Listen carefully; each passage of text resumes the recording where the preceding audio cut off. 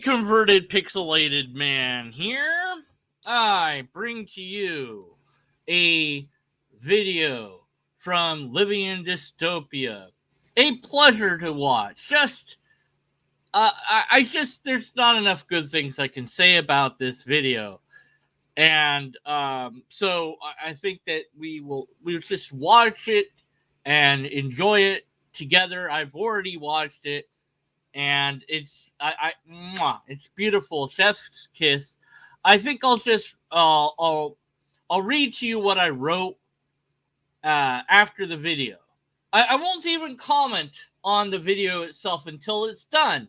That's how good this video is. It needs no commentary. It needs no pausing. I don't need to explain to anybody why it's such a bad apologetic video. Now, he says that in this video, I will go over some bad arguments, which are often used in favor of atheism. In my next video, I'll make a positive case for the existence of God. He's got Subscribestar and Patreon and Bitcoin Hipstar already with 27 subs. I mean, why not start immediately, you know? Don't build a following and then ask for money. Yeah, no, just start immediately. Whatever, I don't know. Hey, maybe that's the way YouTube works. I'm not shaming you for trying to make money or anything like that.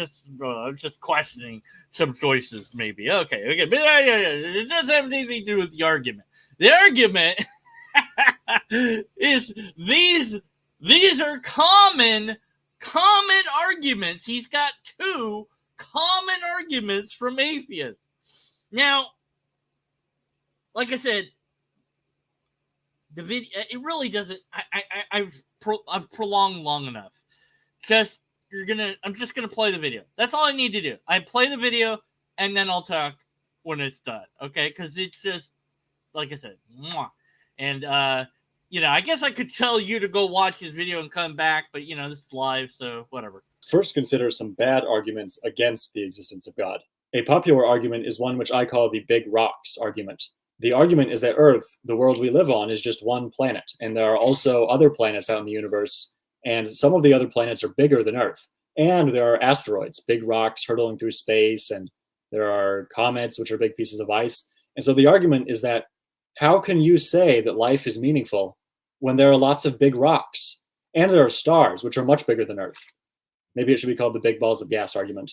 Saying you are not the center of the universe, that's supposed to mean that you're not important, that the stuff happening on Earth doesn't matter because there are these big stars. There are these big, gigantic balls of gas. And that's supposed to be an argument that says that things that happen on Earth are not important somehow. That's a bad argument because it just doesn't make any sense. How is the fact that God made things in outer space relevant to the meaningfulness of our lives? It's not relevant. More to the point, how could a rock, no matter how big, be more important than a living thing?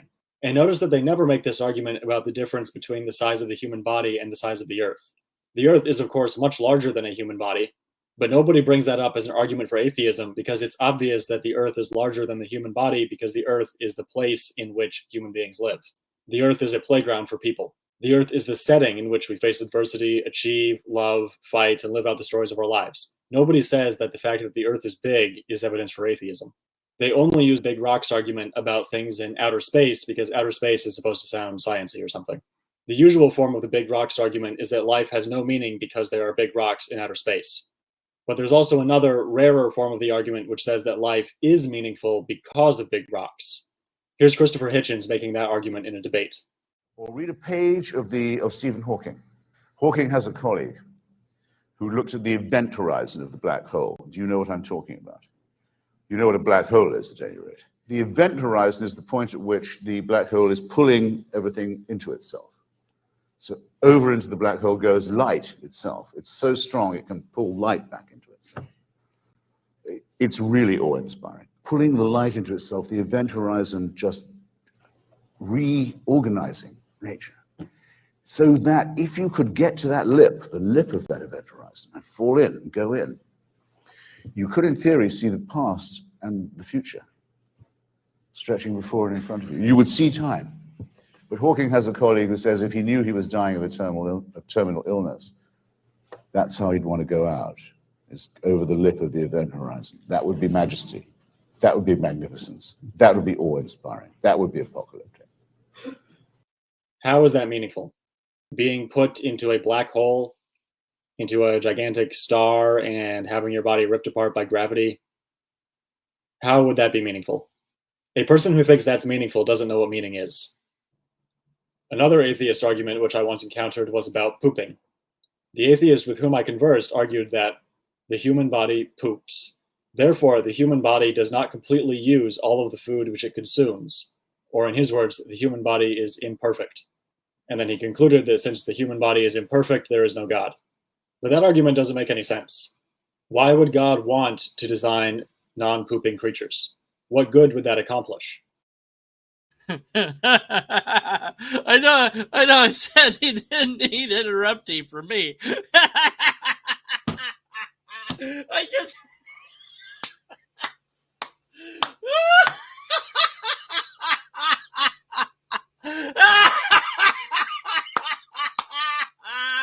Why would God want to invent non-pooping creatures? Checkmate, atheist.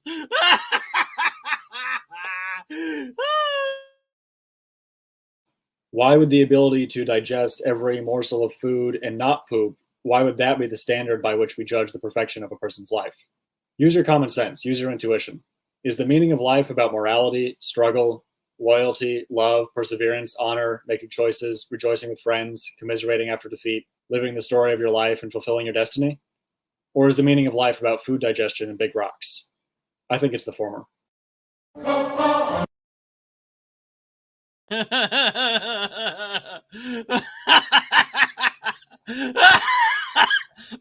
Oh man, maybe life is about poop. I don't know. Oh, great. It's beautiful. So here's what I wrote. I'll read to you what I wrote. Oh, like I said, it didn't need me to stop and tell you what's wrong with it, because I mean, you're all very smart. You know what's wrong with it. Anyways, I've never heard of the big rocks argument or big gas argument. Seems like a made up construct straw man argument. Where did you get it from? Who made that argument? And then, later on, I'm like, a cherry picked quote from Hitchens. Let's see if you can make your strong man construct fit. Nope, you didn't. Amazing. You couldn't even cherry pick your way to make it fit the construct straw man. Well done. And then, quite a statement. A person says that it's meaningful, doesn't know what meaningful is. Very clever. Great debunk. That's a sarcastic, not too happy face. Yes. The classical poop argument. Well known in atheist circles. Wait, no. This, again, never heard of it. Seems like you're making it up. That argument doesn't make any sense. Great rebuttal to your own made-up construct straw man argument. Wow, amazing logic there. My word, man. You didn't even try. Why would God want to make a non-poopy creature? You got me, bud. I never thought about that. Checkmate, atheist. Is the meaning of life X or Z? Maybe it's about poop. Who can say? Well, good job on this video. You really pwned us atheists that made these arguments. Those made-up atheists who never made these made-up arguments. Wow, I spelled that word wrong. Wow. Good job, man. I'm convinced. I guess I should edit. How did I misspell arguments that way? Wow. You know what? No, keep in it. Wow. I can't spell. Great job, God. Wait.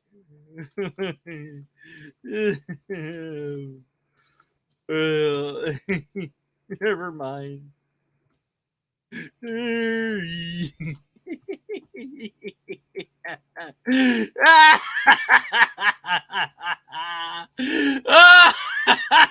is the best stupidest video I've ever seen.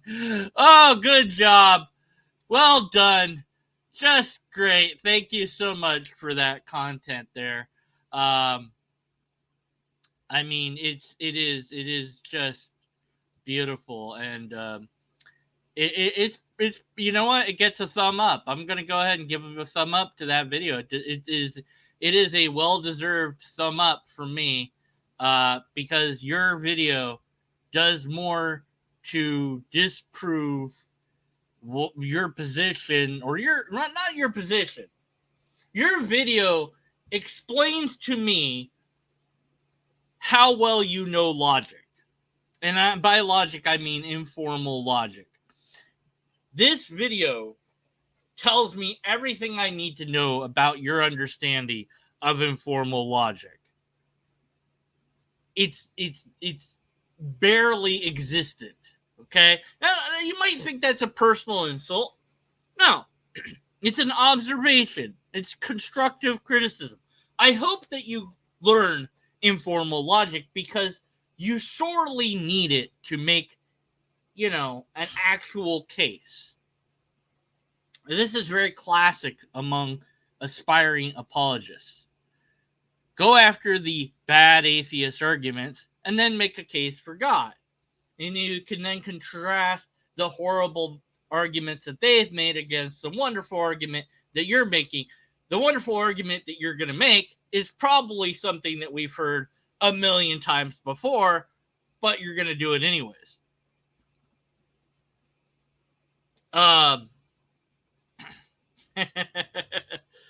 Well, he's not even using arguments for God. He's using bad arguments against God that nobody makes.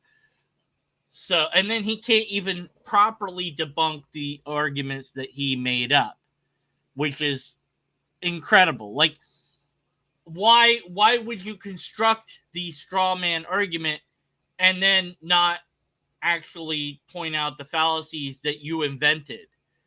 Oh, right, because you don't know logic, right? Or you don't know enough logic to do that. So the big rock argument, you said, well, it doesn't make sense, or it's not a good argument. That's not a rebuttal to the argumentation as presented. Not even a little. It's just because things are larger than life, as we know it, that doesn't make life insignificant. That's a decent counter, but you could point out the logical fallacies of the argument if you actually knew how to do that, which you don't, but the universe is big. We agree on that. The sheer scope of the universe compared to the human is insane. It's just all of that. I mean, the significance of a tiny, tiny dot in the middle of all of that is rather insignificant when compared to that. When you contrast the immensity of the universe against one dot on that map there, you can't even see where Earth is. If this is looking at Earth, say, you wouldn't be able to point to Earth, let alone a human on Earth, or anything else on Earth for that matter. And if you could point at Earth, well, you're technically pointing at everything that's on Earth, but what is the significance of Earth at that scale? Not much. And so, if that is indeed the best Steelman version of this clearly made up argument that might be borrowed heavily from an actual argument that had been made, and we say, okay, let us attempt to make the best version of this argument so that we can then tackle the hardest, difficult version of that argument and say, okay, the significance of scale here, it's very hard to say that there is any significance to any given planet at that scale. But we view life as being pretty darn significant because we are alive. But our view is irrelevant to the universe because the universe doesn't have a view.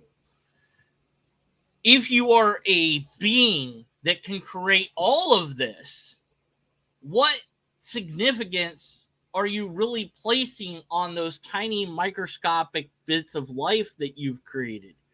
If this is the scale that you're at, why is it that those bits of atoms are more important to you than any other bits of atoms that you have flying around in the universe? How could we ever hope to know that the biggest star in the universe, whatever that is, isn't more important to the thing that made the universe than anything else? I mean, it's bigger, so why wouldn't it be more important, right? Like, or how would we know? It's like, or maybe it's the most microscopic thing in the universe that's most important to this thing that made all of it. We would have no way to know. Only our place in the universe of being living beings that can recognize that we're alive allows us this kind of luxury of trying to extrapolate what matters to us. And that's always going to be very egocentric, because that's just, we're kind of trapped in that way of thinking.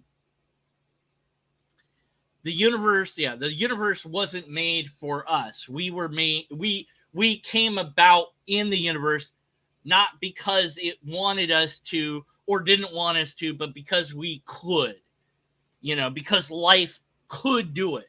So it did. Now, is that amazing? Yeah, it's pretty amazing. Is it significant to us? Is it significant in the grand scheme of things? I don't know. Especially, if there probably is life other places and has been in the past and will be in the future, and all that's going on. And, we're in a very small bit of that and we haven't seen life, but we can't look that far yet.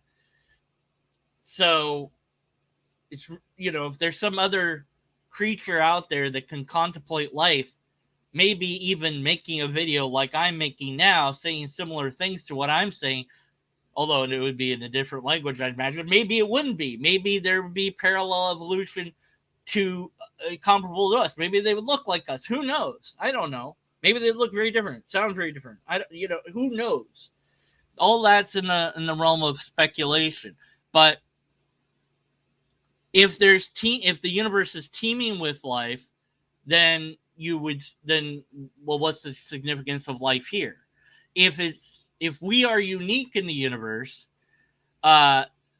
you might say, well, then it seems rather significant in that respect. But maybe, I don't know. But again, I think it's too egocentric to really say that. I don't know how you would weigh that sort of thing in the first place. But none of that for me would dispel the notion of God, nor would it entail the notion of God. If we're the only life anywhere, that doesn't prove anything. That just doesn't mean anything. It's just, that's how it is. And if life is everywhere, that's just how it is. So the size of the universe, the scope of the universe, doesn't prove or disprove God to me. One way or the other has absolutely no reason, no connection to why I don't believe in God.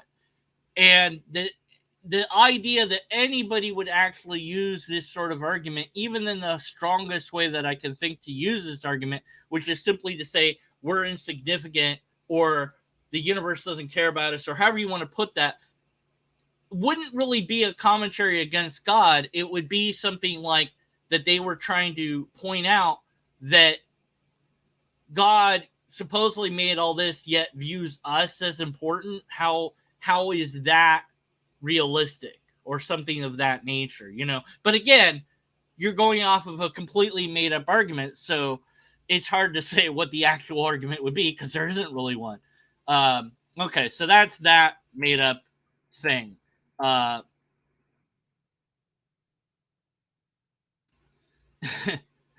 I mean, it is clear from the syllogism. This isn't even really a syllogism here. Earth is a small rock in a large universe. Some objects in the universe are bigger. If objects bigger, it must be more important than the things happening on Earth. Therefore, there's no God. It doesn't even follow. So that's not a proper syllogism at all. In any way, shape, or form. So nobody made this argument. Because it doesn't connect.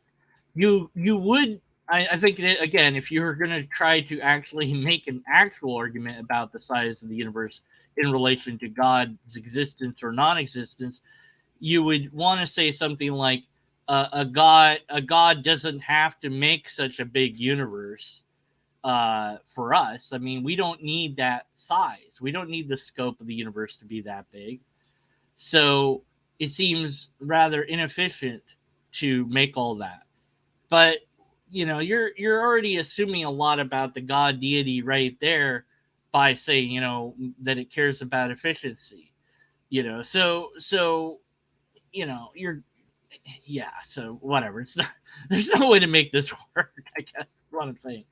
All right, so then going on from there to the next silly thing, and then of course the ferryman quote that he picks here that has nothing to do with the made up argument that he has, where he's like, "Oh, I just don't understand how somebody could find meaning in going in a black hole." Dude, you can see the past and the future simultaneously.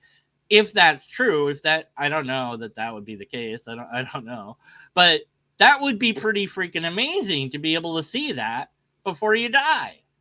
And it would take a long time for you to die in a black hole because of the way it affects time. Although maybe it wouldn't take that long. I don't know. You know what I mean? But yeah, you could definitely find meaning in that if you wanted to. And that doesn't negate the word meaning. I don't think you know the word meaning means.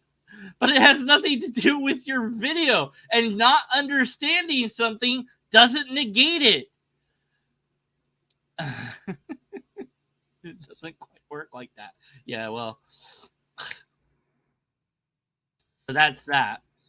What else? Okay, so then he goes an alternate form of this this non-argument. Yeah, so life has meaning because there's big stars, black hole, or other objects in space. That's not even what that's not even what Hitchens what has no bearing on anything. It's just okay. So inefficiency argument that so the human body poops. Yeah, we agree there. It doesn't use all the food which it consumes. Yeah, that's also true. The human body isn't perfect. You could just say that. That would actually be a better premise. One is the human body is inefficient. No intelligent agent that cared about the human body would make it so inefficient. Therefore, the intelligent agent of a caring deity doesn't exist, or something like that would be a far better argument to use. You can't have this because this isn't an actual syllogism. It doesn't follow. And you could have pointed out the various fallacies contained in this non-argument that you clearly made up because nobody uses this argument. Not in this format at any rate. We are imperfect. No doubt about it. Life, forget about us. All life, I don't even know what perfect really would be, but it's not this, So yeah, being able to digest all food would be more efficient, but also what would be better is not needing food at all. Why do we need to eat? Why? You're making the universe from scratch. You're making up all the rules for the universe. You are wanting to do something. You have some goal in mind. Maybe you want companionship. Maybe you want creatures to love you or worship you. I don't know, whatever. But then why would you make them needlessly imperfect? Why would you set them up for failure of all sorts? Why would you make it a universe where things had to consume other things to keep going? Why wouldn't you make it a perfectly self-sustaining system where the being didn't have to eat and therefore didn't have to defecate? You don't even need those things if you're making a universe from scratch. So why would you do that? Unless you wanted to, prove your superiority? Look how better than I am than you.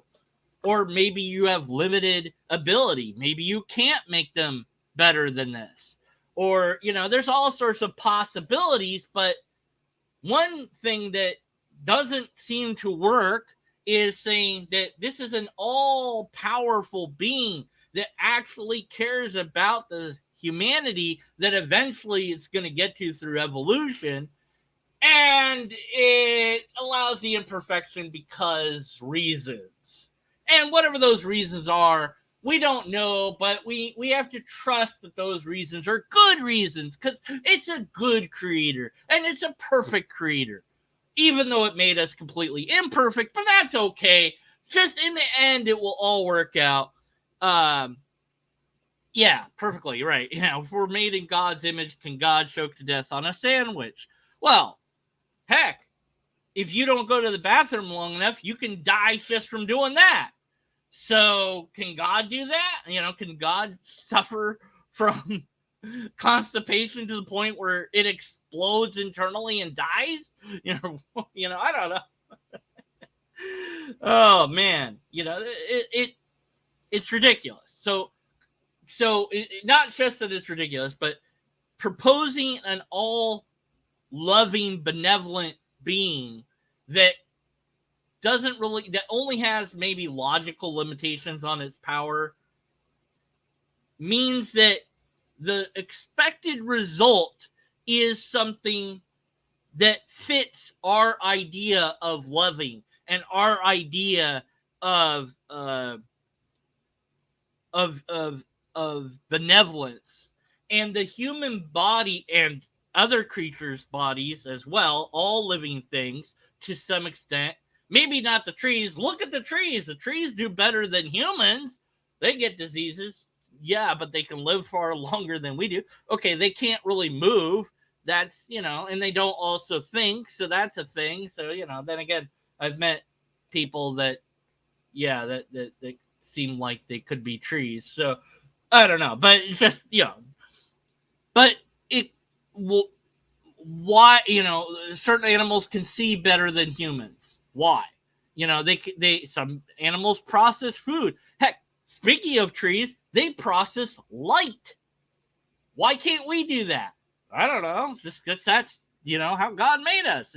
But he says to his construct argument that he made up, his rebuttal, that's not even a rebuttal, his rebuttal is, yeah, but life's not about pooping. It's about all these other things, which we're also not very good at.